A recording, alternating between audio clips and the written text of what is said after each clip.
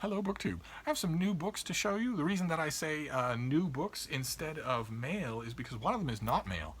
One of them, I was walking Frida out on the sidewalk yesterday. It was overcast. It was freezing cold, and but we were still making a walk of it. We were still making a jaunt of it as best we could, and we came across a box on the sidewalk that just said "free books." You see those all the time, often enough, and I never pass up an opportunity to dig my nose in and root around in them, even though there's very seldom anything that I want. They're usually discarded books that I myself would have discarded as well.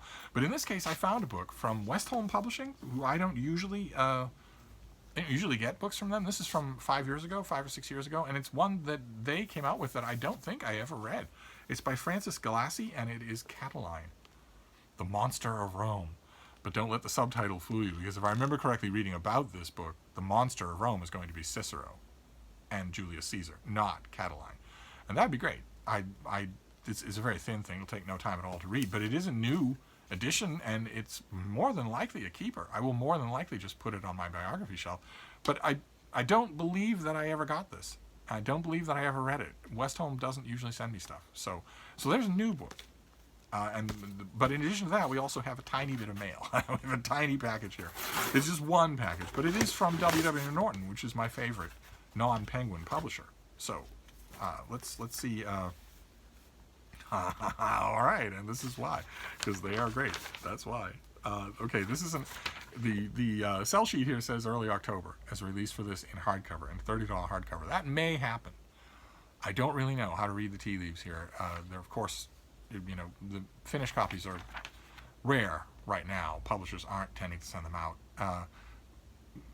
It'd be nice to think that in early October that will have changed. That will have gone back to normal. We'll be back to full mail hauls here on this channel. But then again, the reason why this is all happening is because of a pandemic virus. And if that virus has a second wave in the fall, well, then this could be the way of things for the future. So this book may not come out at that time, or it may be available only online where somebody... I think that will probably be a mode that will get more and more popular as time goes on anyway, is that there'll be physical books, yes, and you'll be able to buy them, but you won't be able to browse them at a bookstore. You just have to order them.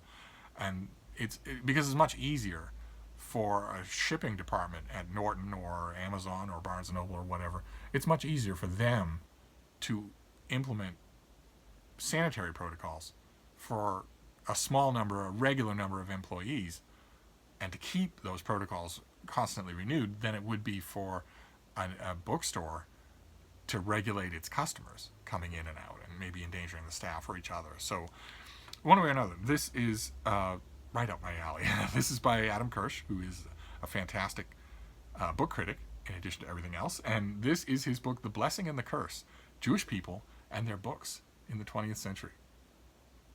Adam Kirsch is the author of the biography of Benjamin Disraeli, 3 poetry collections, and several works of criticism. And he lives in New York, and he writes for the Atlantic. He's written for the Atlantic and the New Yorker. He often turns up in the kinds of periodicals that I read.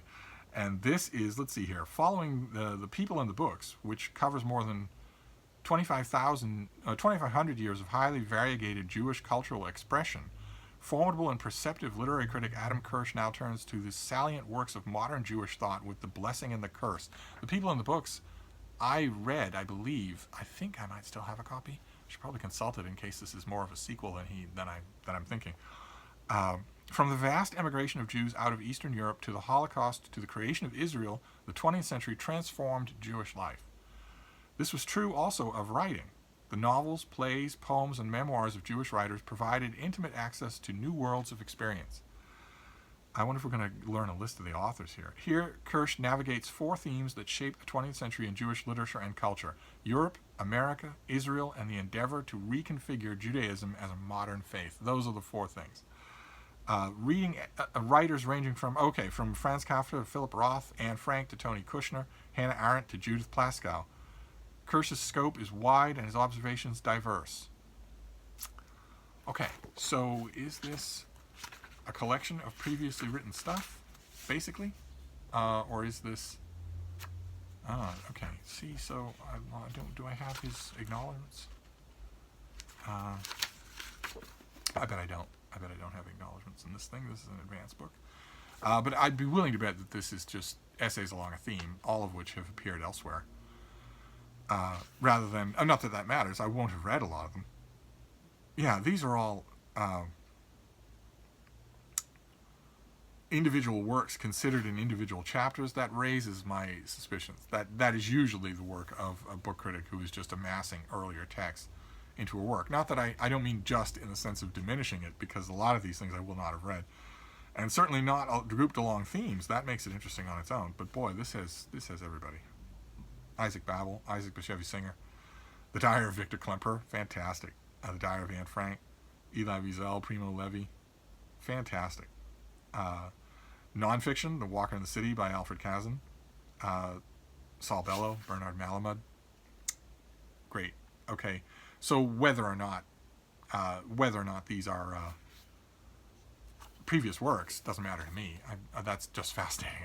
I mean, that's just fascinating. So great, fantastic. So the new book that we got today, with 2 books, and both the books are right up Steve's alley, because one of them is Roman history, and one of them is collected criticism. So you don't get much better than that for a mail haul. Although maybe there are some of you who would say that better than that would be 10 books.